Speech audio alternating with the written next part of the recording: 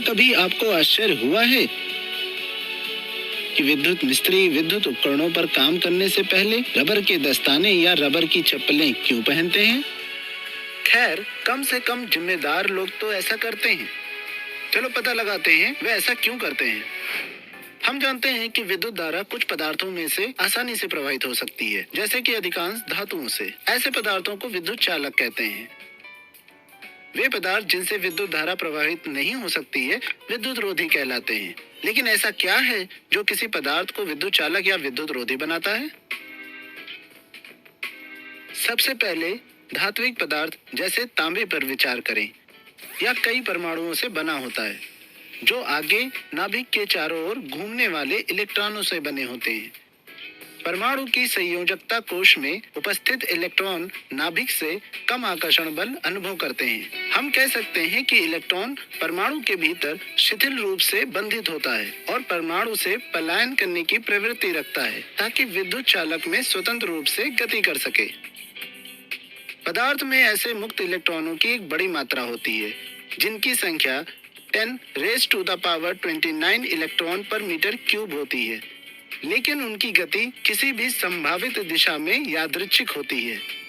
इसलिए इलेक्ट्रॉनों का कोई नेट प्रवाह नहीं होता है और पदार्थ विद्युत रूप से उदासीन रहता है।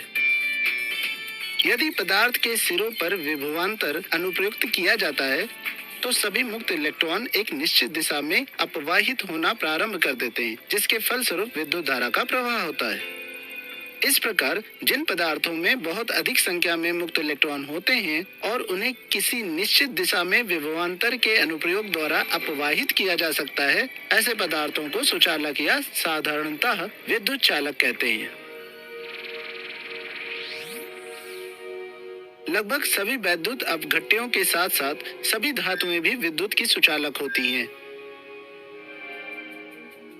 इसी कारण से हमारे घरों में लगे सभी विद्युत के तार हमेशा धातुओं से बने होते हैं, जैसे तांबे या एल्युमिनियम। दूसरा, प्लास्टिक जैसे पदार्थ की स्थिति में आणविक संरचना में शायद ही कोई मुक्त इलेक्ट्रॉन इसके चारों ओर घूमता हो। इसलिए विभवांतर अनुप्रयुक्त करने के बाद भी पदार्थ में विद्युत धारा का प्रवाह मुक्त इलेक्ट्रॉनों की अनुपस्थिति के कारण नहीं हो सकता है।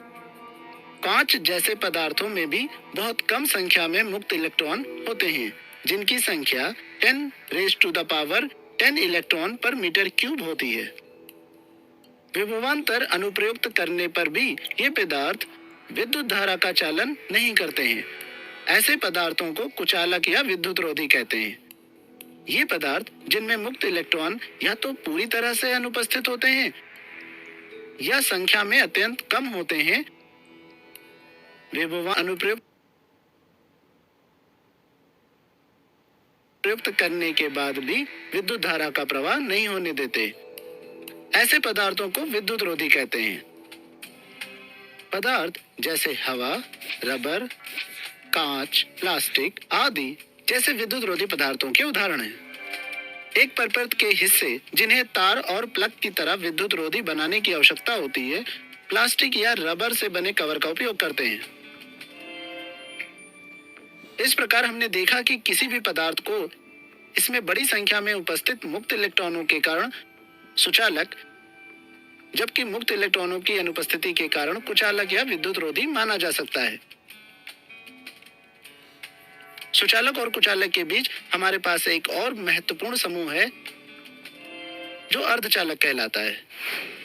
सारांश: वे पदार्थ जिनमें बहुत अधिक संख्या में मुक्त इलेक्ट्रॉन होते हैं और उन्हें किन्हीं निश्चित दिशा में विभवांतर के अनुप्रयोग द्वारा अपवाहित किया जा सकता है, ऐसे पदार्थों को सुचालक कहते हैं।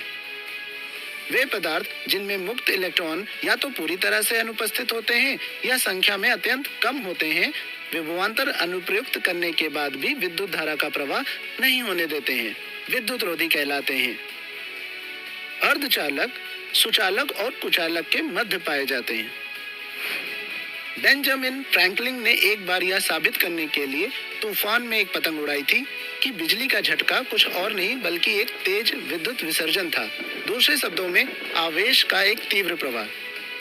जिन उपकरणों का आप नियमित रूप से उपयोग करते हैं वे भी इस आवेश प्रवाह पर निर्भर करते हैं। लेकिन आवेश के इस प्रवाह को क्या कहते हैं? इसके बारे में जानने के लिए बने रहें।